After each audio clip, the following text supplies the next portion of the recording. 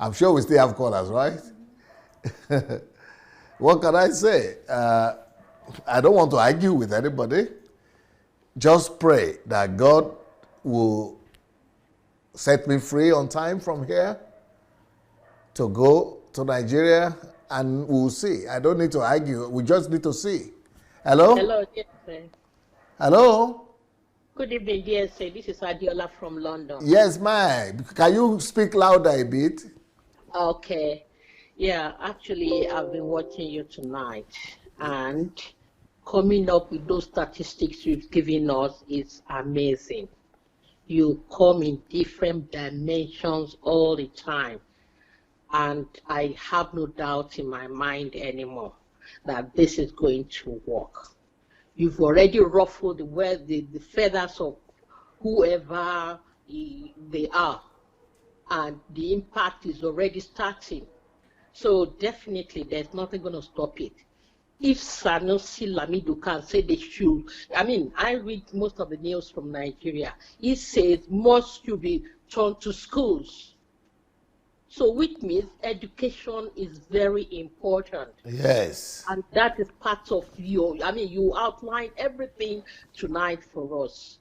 I mean, if the mind is educated, definitely the mind will have more values and know. I mean, I was bleeding in my heart where you gave some, things out. No running water, no toilet, no you name it, the basics of life. Nigerians are denied of it, and we call that a country. No country at all. I go home every year since 31 years I've been in this country, and it's always getting worse and worse and worse, and the reality just came in now that you came out. So I will just pray and be all out that yes, Nigeria will be good. All what you want to do will be possible. Transformation is coming over that country. Amen. They like it or not, it will come. Regardless, the last caller telling you to partner with geos. No, you don't need them. Yeah. You don't need them because your heart. Do you remember in the Bible, God says, David is a man after my own heart. Your heart is for Nigeria. There is nothing that can stop it because nobody can get into your heart. Yeah. That's a basic fact we should all know. So it is going to work. It will work. This generation will, and the next one will not suffer. Amen. I mean, they are suffering now because this is too much. I call home regularly. No pension, no food, nothing, no life. I'm sorry, it's too much. I can't. Wow. We can't. It's so. If anybody knows the condition of life, we in diaspora, none of us go home very, often to see. Because seeing is believing. When you see something, that's when it will hit you over. I went to the market. There are the 5 to 6 year olds that, sweeping rice that the rice seller, put on the floor. And then they go home to go and, how we go, I mean. Sieve it, yeah. Oh, no. It's so heart-wrenching. Yeah. What I had tonight really worried me a lot that, nothing is going to stop it. You will do what God has sent you to do. Amen. If they read and know what it is to survive in that Russia communism, everybody will understand how you have been made tough enough to face the problem of Nigeria. Yes, there's opposition. They've lived in too much darkness, in too much lies, that it will take the mercy of God to take all that out. And it doesn't take God a second to do that when there is a willing worker, when there is a willing servant to do it. So don't worry, it shall be well. Amen. It shall be well with Nigeria. It shall be well with all the team that we are going to transform that country with, in Jesus' name. Amen. Thank you, man. Thank you so very much. Blessings. Wow. What is surprising me, like this presentation that I presented today, why is it that politicians are not doing this? These are the things they are supposed to be talking about. These are the things that politicians are supposed to be addressing. It's not me who's supposed to be addressing this. What about the GOs and the bishops and the pastors? They are just building their own churches and their own empires. These are the things they are supposed to be addressing. What about the elite? They are consumed about their own survival. Hello? Yes, hello. Hi. Yes, sir. Who is calling from where? This is Obi Wuchukwu. I'm calling from London. Yes, Obi, you are the doctor, right? Yes, I am. Yes, sir. Honestly, the surgeon. Every time you bring this issue, yes, I am a surgeon. That's right. Every time you bring up this issue, it touches a raw nerve.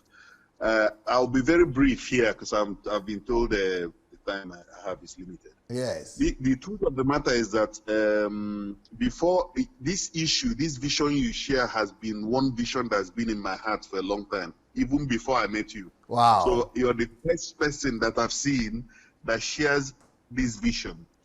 Now, the thing is, I've been in the UK, similar to you. I've been here since 1990. Wow. And I believe it's just something, a hunger. I've never felt it's easy to stay here until I retire completely.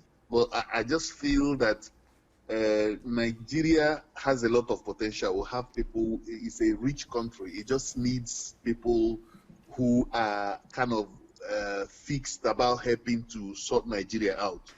Now, one major issue for me, I mean, obviously there are various ways you can look at it. I think everybody says it all the time, but I think it needs to be stressed. Okay. One of the problems we have, and I'll give you an instance very quickly, is this issue of corruption that's become a way of life. You are right. And people even do it like breathing. You are very right. I work in one of the large teaching hospitals in London, and I kind of do oncoplastic breast surgery. Okay. Something happened a month ago that just, I thought, I've never felt that way. But you know, like when you feel like they let the land just open for you to hide, for you to disappear. Well, there was a lady, quite a well-off lady from the southwestern part of Nigeria. She kind of, unfortunately for her, she had like a lump in the breast. And she met a colleague of mine, a senior surgeon as well, but he is an Oyibo person. Okay. So, and she's educated, she's very well off, her and her husband, but she's not into health. Okay. So, but what she said, she noticed a lump in her breast and went to, in her own words, the most expensive hospital in Lagos, or the best hospital, so to say, like a private hospital, but quite very expensive hospital. So, and you know, for people who, you don't blame anybody. It's like me, I don't know anything about law, that things I don't know about. So if you're dealing in an area you don't know something about, you can just use the wrong prescription. Kind of stick. Yeah, you can use the wrong thing to gauge how good a place is.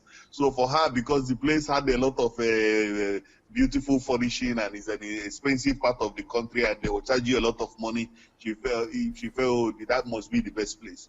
So anyway, when she got there with this breast lump, the thing they did to her, what we call excisional biopsy, is the sort of thing they stopped doing in the UK in the 1950s. In the 50s? So in the 50s. Just listen to this story.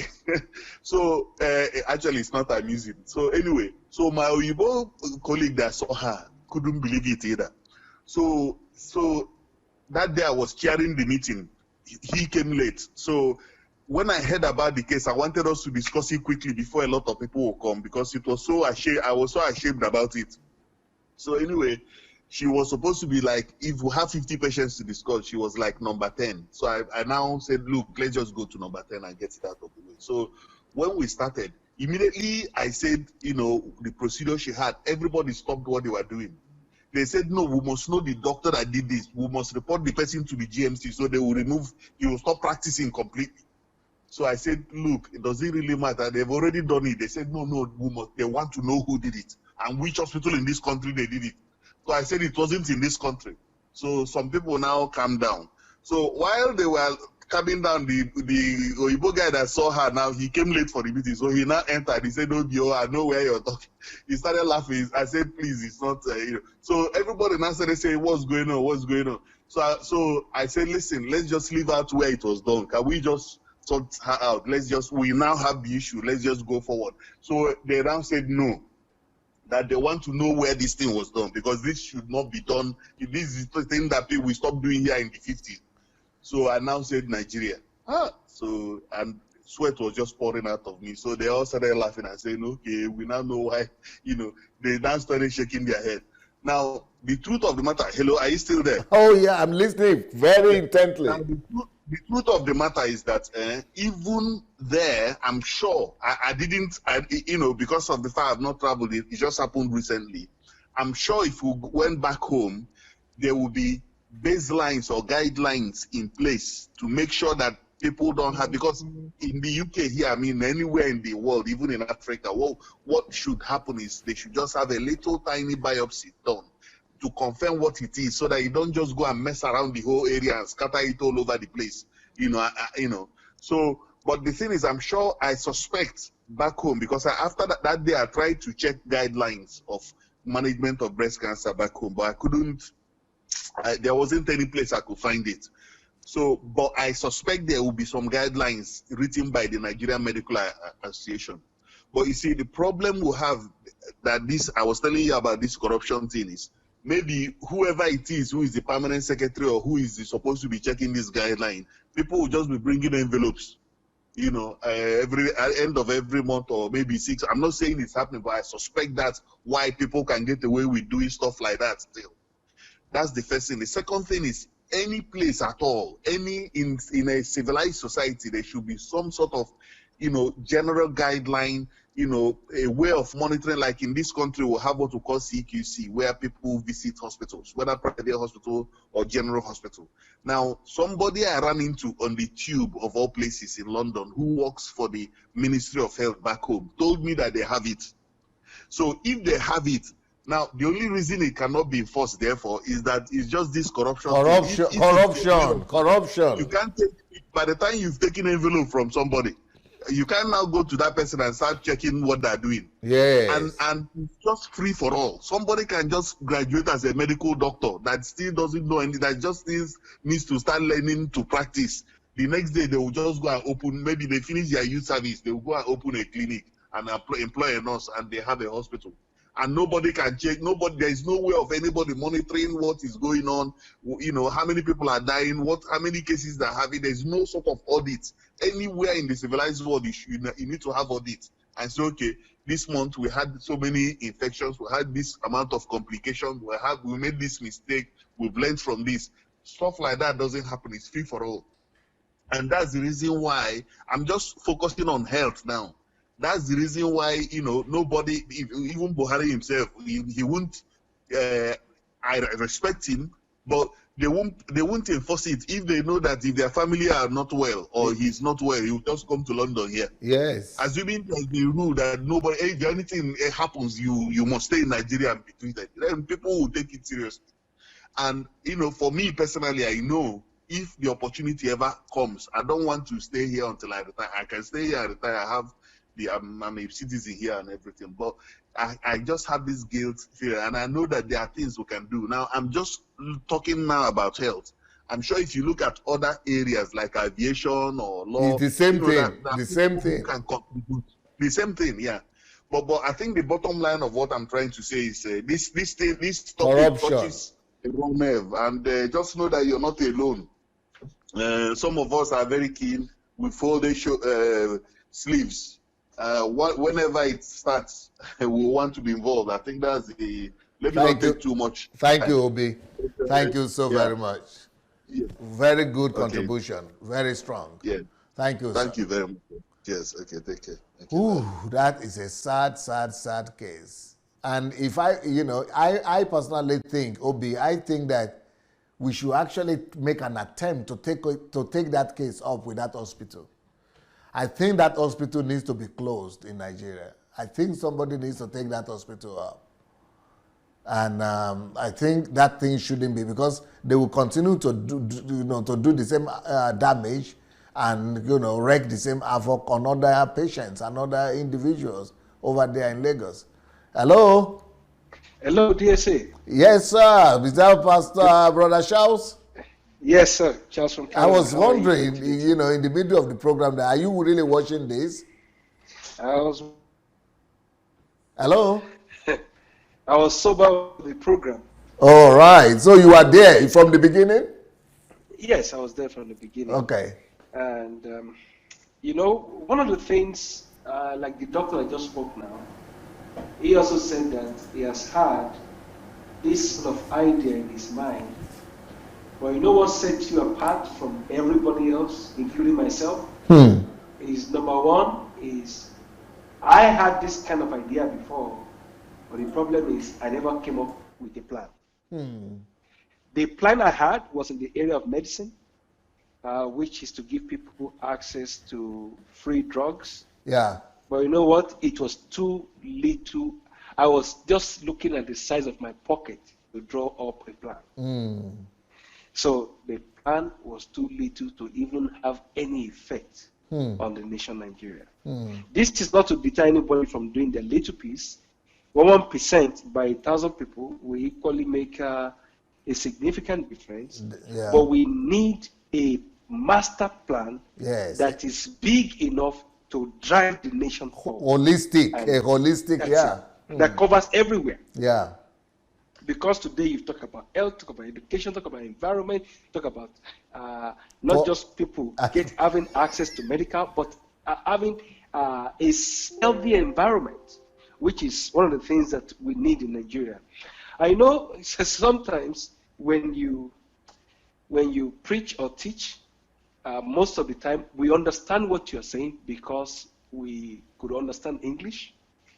But trust me, DSA, most of us could not fully comprehend what is at the back of your mind when you are making these presentations. I see. So I'll give an example. When you were at RCCG convention in North America, and you told them the good things they were doing right, how you respected the general overseer, and that Redeemed Christian Church alone can single-handedly submit the earth to the feet of Jesus. Yes, sir. You know, it was then when I heard that, I was thinking, oh, since they are everywhere, it's easy to go everywhere preaching. No, they don't need to preach everywhere. Each parish could be a resource center to distribute things to people. Each parish could be a workshop where people come during the week and learn how to do carpentry, how to do all these things. Because they have the structure in place already. They have PDPs. Already. They have structures everywhere. Yeah. So they don't need to invent anything new. For you now, you have to go to their primary schools, rehabilitate it, and use it. They have all these structures already. Yes. The only challenge is they only care about the brand, not about the nation. But you see, I could now relate today to that message that, they could arrest the whole world not only through preaching, but the same facility where they could minister the word of Jesus to people can be the same facility where they could empower people and empower the society. So for them, everything is already, the structure is already there on ground. It's already there. They don't have to do anything extra. Nothing extra. Just to call Baba Sule, Mufuta or carpenter down the road and say, come and be training children how to plane a wood. We'll buy you electric tools. We have generator here that we used to collect money already. You will let us run it. But you see, there is no plan. And talk is cheap. I have a plan to do community health care for small communities. I want to start from neighborhood, but what is that in the scheme of Nigeria?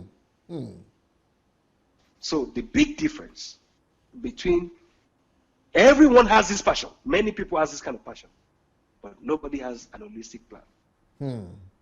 Nobody could see themselves in a position where they could challenge authorities to get it done, or to even see themselves having access to resources to do it. Because when they look at it, the first roadblock is, why is Dangote not doing it? Oh, it's too much of a problem.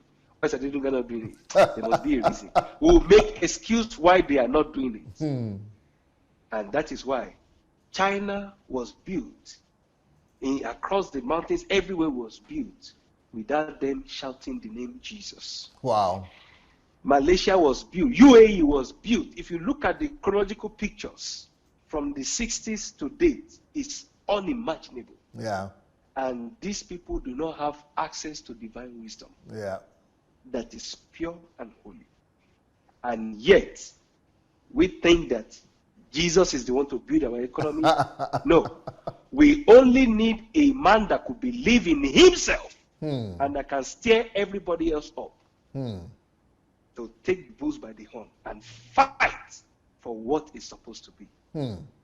So either they agree or they don't agree that to have success on this earth, you need to have more faith in yourself than in God, because we already know that God can do everything. All of us already have faith in God. Why is nothing happening? Nothing is happening now. Even DSC, they have been calling on God 30 years to do the But we know that it is God hears all prayer, but He doesn't answer all prayer. Even the one He will answer, you cannot force Him when He will answer. Yes. Because He's not deaf, He can hear, but He's looking at you. Oh, see my foolish children. The sons of this world are wiser than the sons of the kingdom. And He's there watching, waiting for someone that can take it. So I am not envious. I am not wishing it was me. I don't even want it to be me. You go, I will follow. Amen. And that's my contribution for today. Brilliant. Man of wisdom.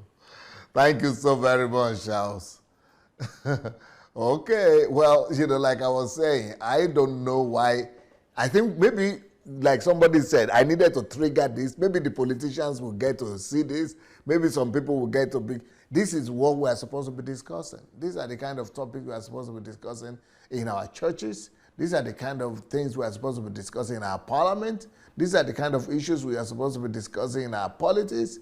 These are the issues that, that touches every ordinary Nigerian. These are the things we are supposed to be talking about. We don't even need to be politicians. Our elite, these are the burden we are supposed to be carrying. Hello? Hello? Hello? Hello? Yes, sir. Good evening, sir. I hear you. Good evening, who is calling from where? This is Tunde Raphael from Nigeria. Yes, how are you, sir? I'm fine, sir. From Niger State.